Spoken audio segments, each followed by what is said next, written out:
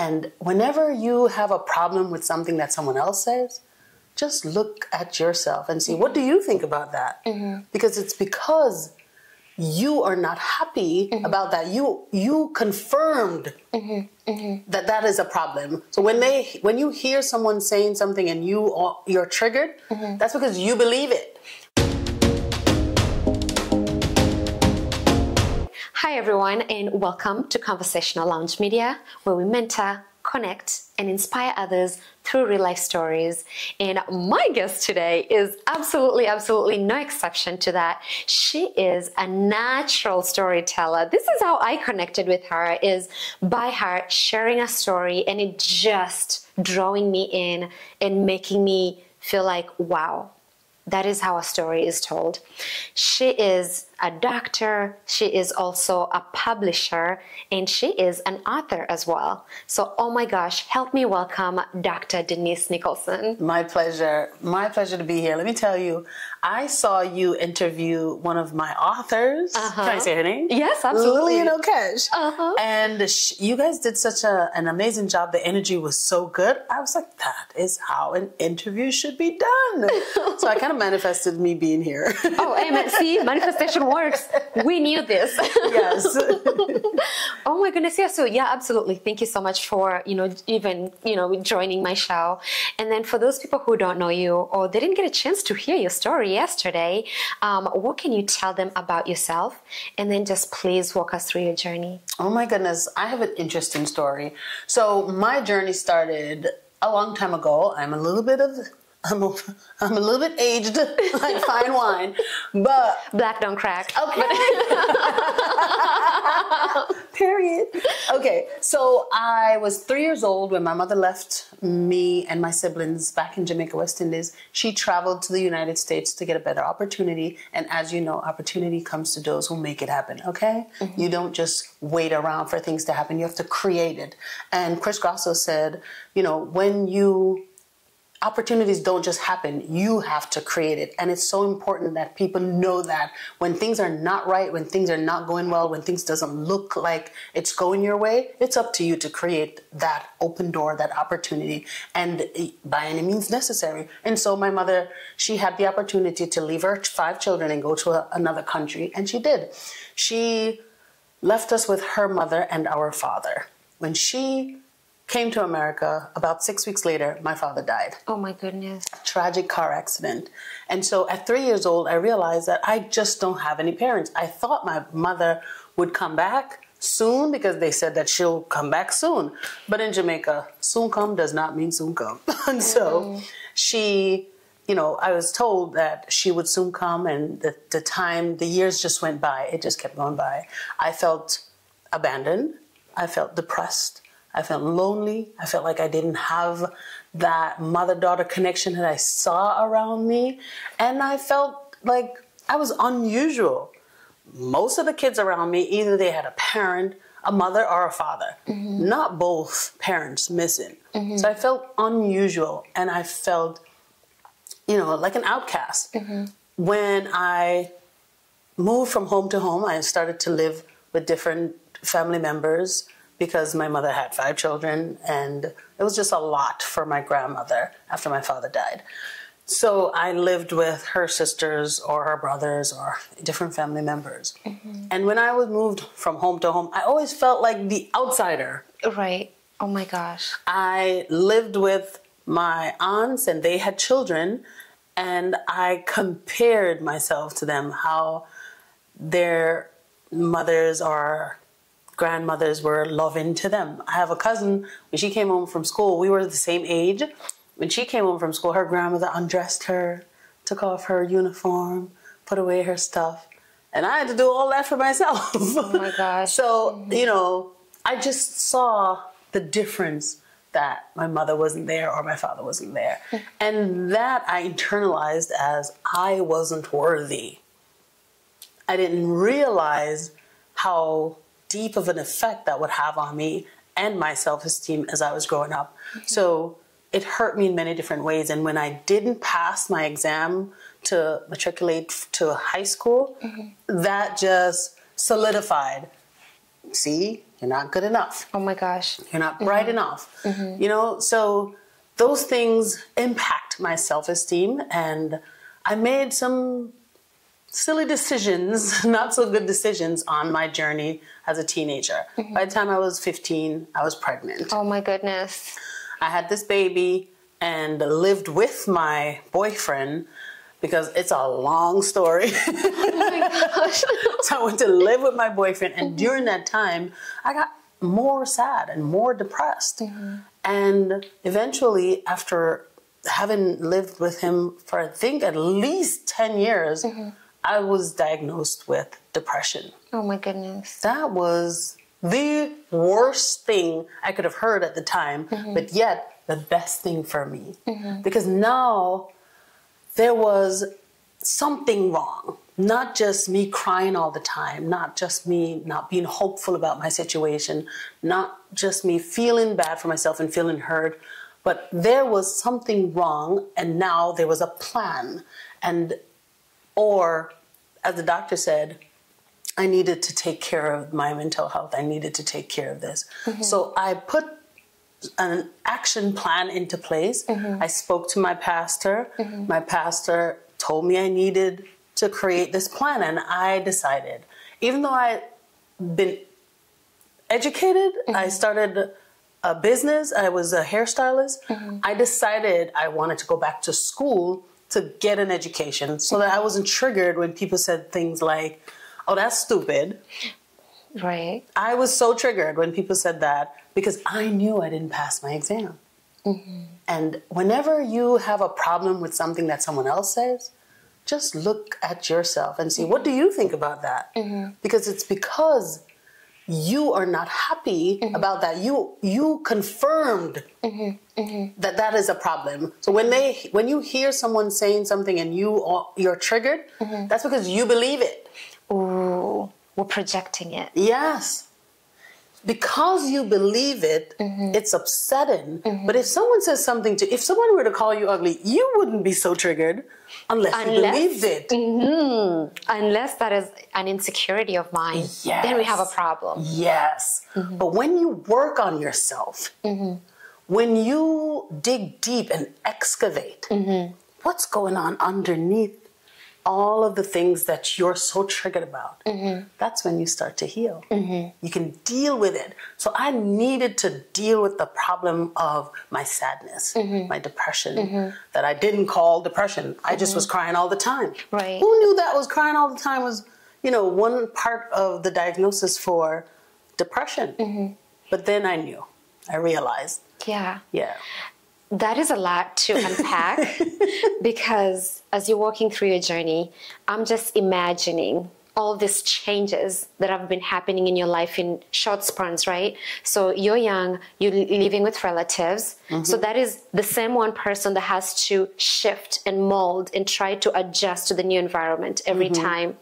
And that's what happened back home. And then also another big change that happened, you came to a completely new country. Now you had to adjust to the language, the accent, the education, just everything. Yes. And then as you're doing this, you're starting to do this, you're already shifting and you're becoming a young mom. So there's all those challenges that are coming. That is I don't even know how to say this, but how you're telling this story tells me that you're at a point where you've healed from it. Oh my God. Now it's easier for you to say it. Yes. But really, just looking at that, it's not easy. It's not just an easy thing to just like flip a switch.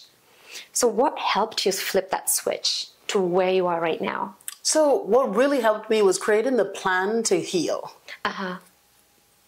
Part of healing was going to counseling for me. I spoke to my pastor. He guided me and said, you need counseling. You need marriage counseling, and you need individual counseling. And you also need to make a plan and to design the life that you want so that you may continue to be a successful person, whether you're with your partner or not. Wow.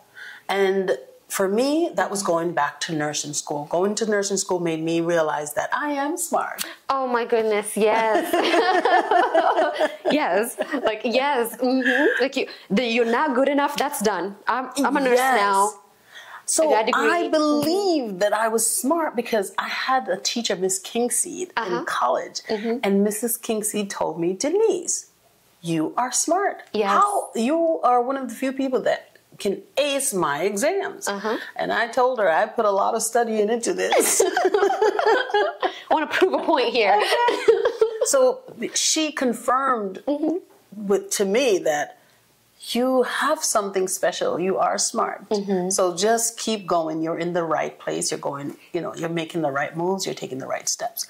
So yeah, I appreciate that. But it's also important when you are on that journey to look for those small confirmations from others. You may not get exactly what you want, but you can, because it was hard for me to believe her because You've been disappointed. I've been disappointed so many times. So when she said, Denise, you're smart, you're on the right path of becoming a nurse, this is really going to be a not so bad journey for you because you know how to put in the work and you have a great brain.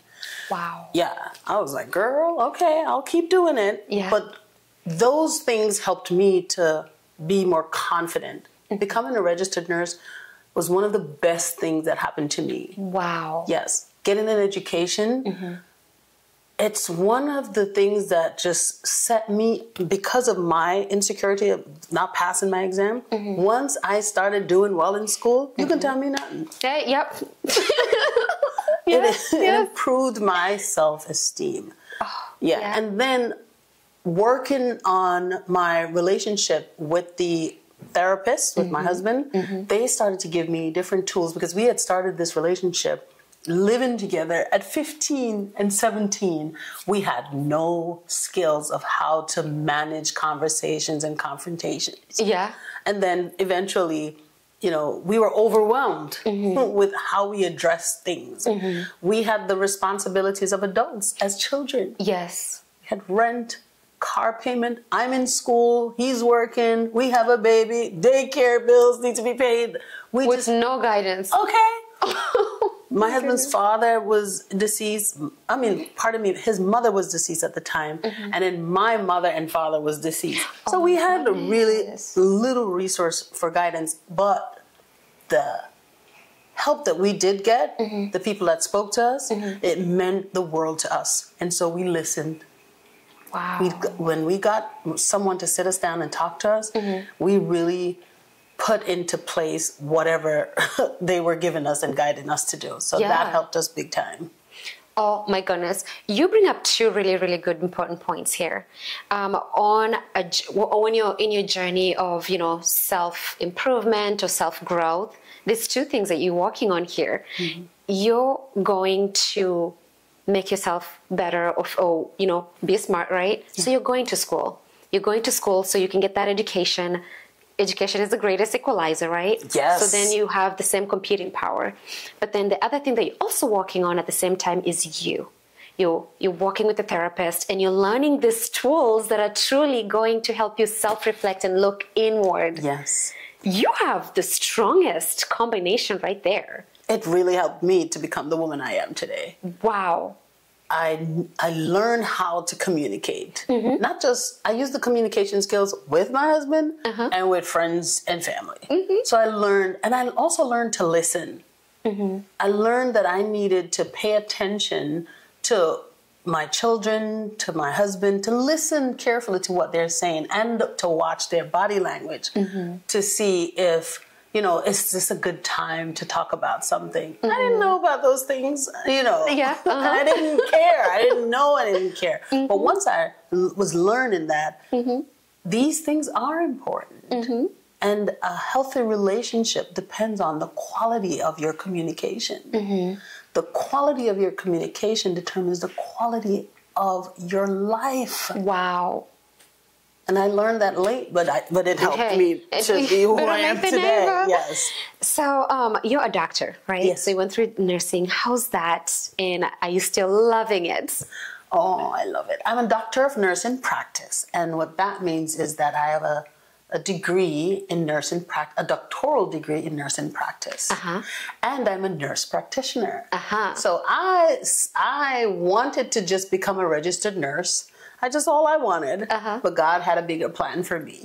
Amen.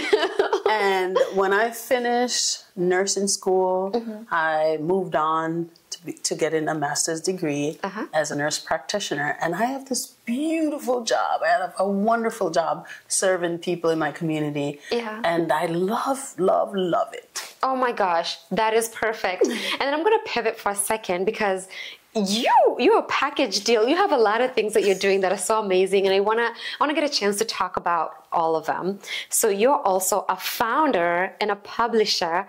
So tell me what inspired your publishing journey? Like, what made you want to help others to get their stories out there? Okay, so when I was young, as you know, my mother left. When I was young. And when I was in the third grade, one of my teachers, my third grade teacher, Mrs. Atterbury, she realized that I didn't have a mother and I didn't have a father. So she started to pay special attention to me. Wow. And she made me feel like my stories in the class, every week we all had to write stories. And she picked some of the stories and sent them over to the national newspaper, and they published the children's stories. So she picked the stories, sent them over. Mine was always getting published. Oh my goodness. Look at God. And then she took me to different teachers to share. Denise Douglas, her story is printed again. She is so smart. Her stories are so good. You have to hear it. And she did this all over and over again. So When I went through my crisis and my depression, I decided I was going back to school to become a registered nurse because Mrs. Atterbury also put me in this program called the Red Cross when I was little. She really just paved everything I am today. I am an author or a publisher because this woman made me feel like I was the best thing since sliced. Teach you basic nursing skills. Wow. And I saved somebody's life. I think I was 13 or 14. I lived in rough Mount Vernon at the time, and someone got stabbed with a knife in the heart. Because I was at the scene when it happened, I applied pressure to the guy's heart and brought him to the hospital with the pressure there. ER doctor, or at least a registered nurse. Please think about this. Wow. And I told him, I'm going to be an author. I got stories to tell. I could make this a story. So I went to school, to become a registered nurse when I had to make that plan. Yes. And I wanted to because I felt like I was prepared to become a nurse. So I went to nursing school. While I was nursing, while I became a nurse and I was doing my job, I met this renowned author. I was taking care of her. I was her nurse. And and she encouraged me to write my book because I told her, I always wanted to become an author. And she said, start. When you go home tonight, start. I was like, just like that? I was like, I wanted to wait till I retire from nursing. She was like, no, start tonight.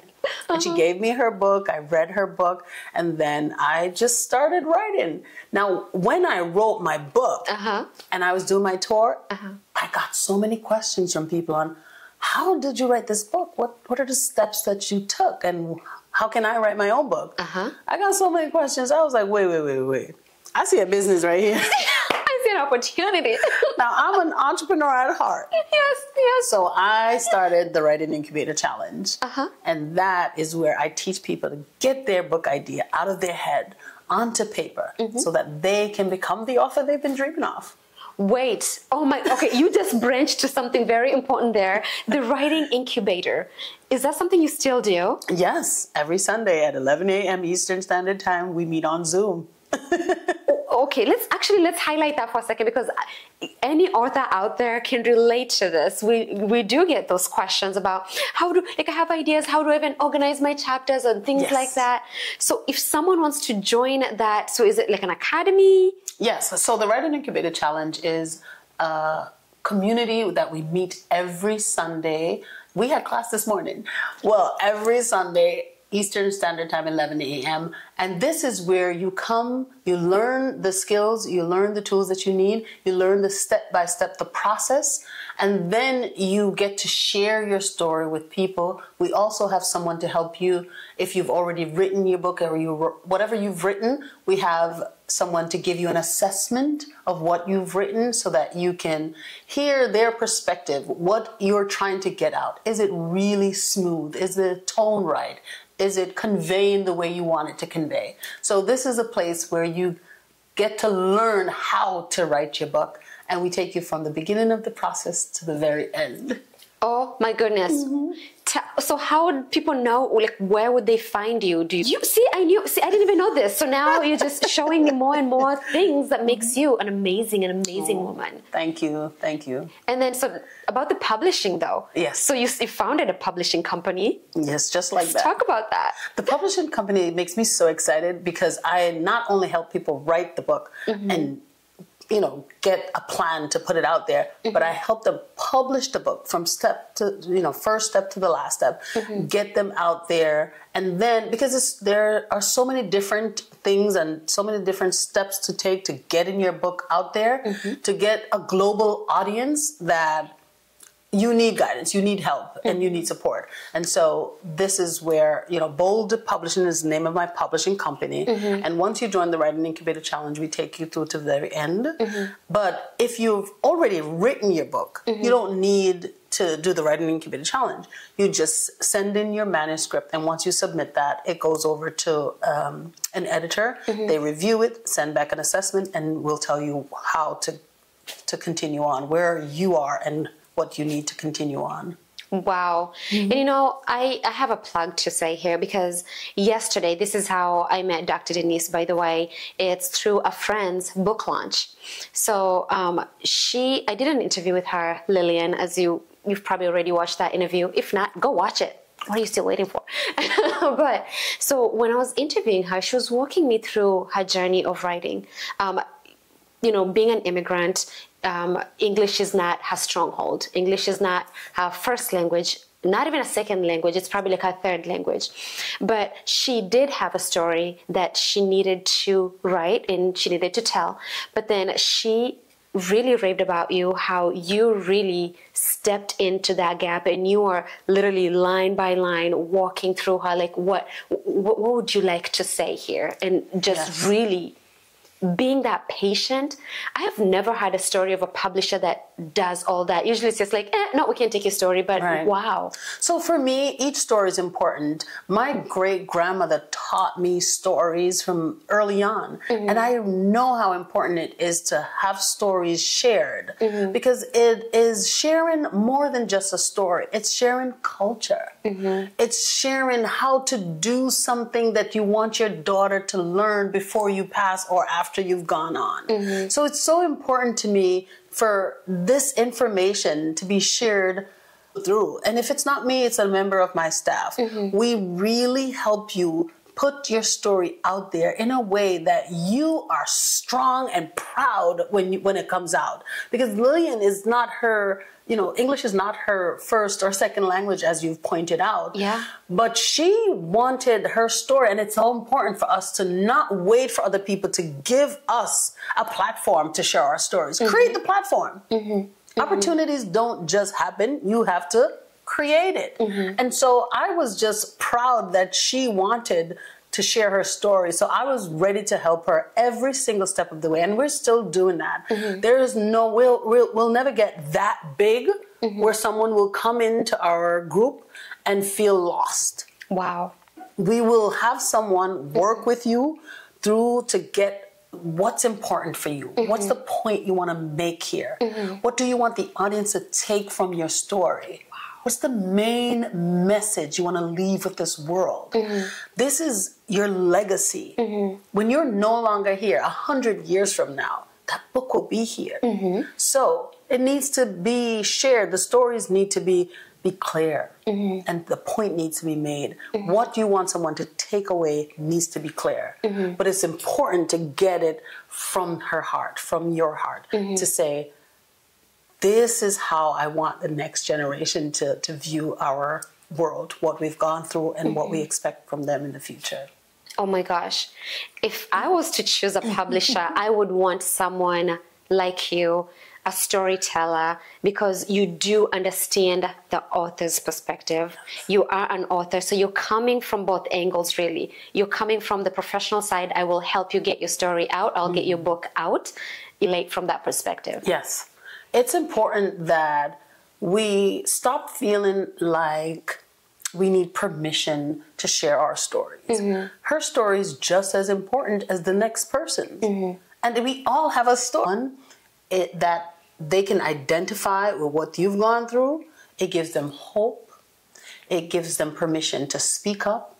It makes them stronger, more powerful. You are giving them a place to stand on their story. Wow. Wow, wow, wow. And then I'm going to put you on a spot here. Okay. It's my show. So you said you're an author. Yes. What books did you write, and how can someone get a hold of a copy of your book if they're interested? Okay, so because when my mother left for foreign, I got so devastated, I wrote a book about it. Oh my goodness. So my book is called When Mommy Left for Foreign.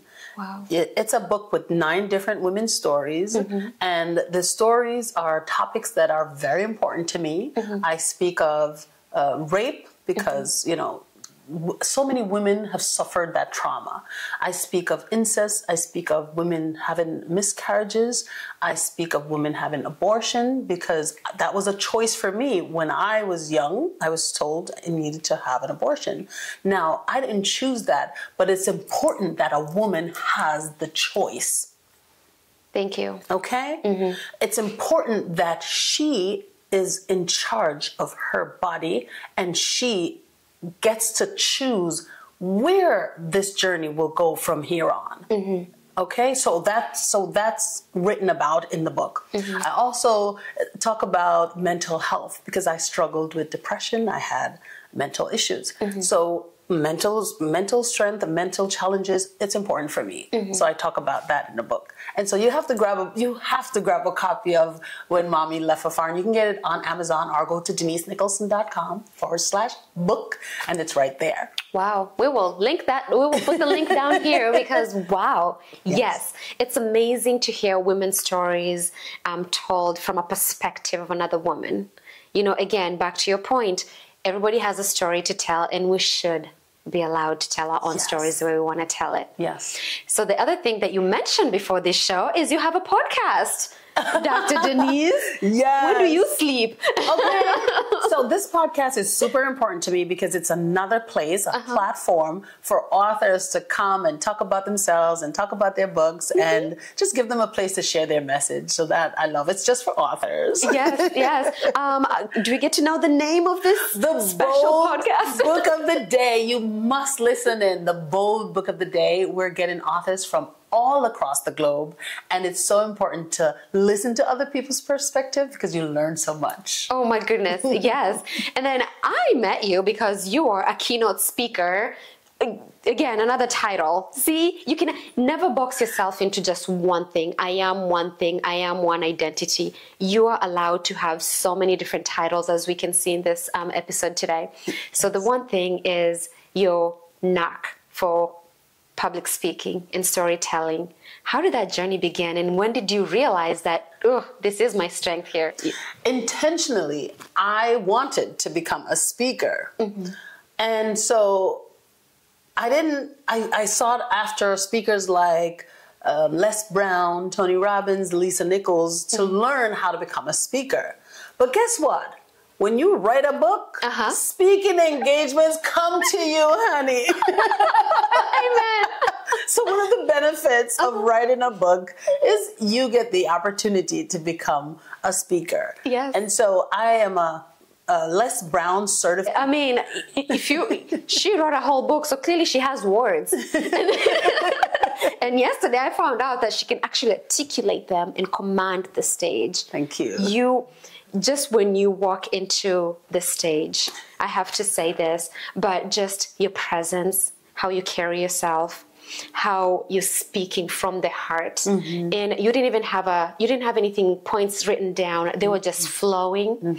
You got all of us engaged, and at the end of that speech, should I say speech, or the end of that presentation, everybody in the room connected with you personally.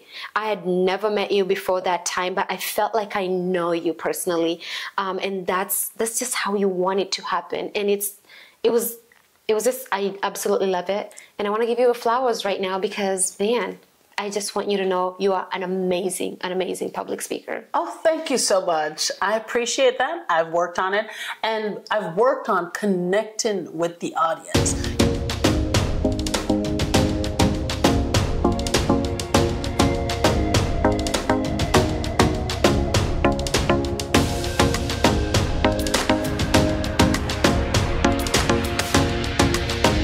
Well, thank you so much for watching, and if this message spoke to you or someone that you know, please don't be afraid to share this message with them, because you never know which message will speak to which person. So let's share this message and really build a network around empowering and connecting and mentoring each other. If you haven't subscribed, I don't know what you're waiting for, but go ahead and follow us on Facebook or subscribe to our YouTube channel and be a part of the most inspirational network in town. Until next time, have a fabulous day.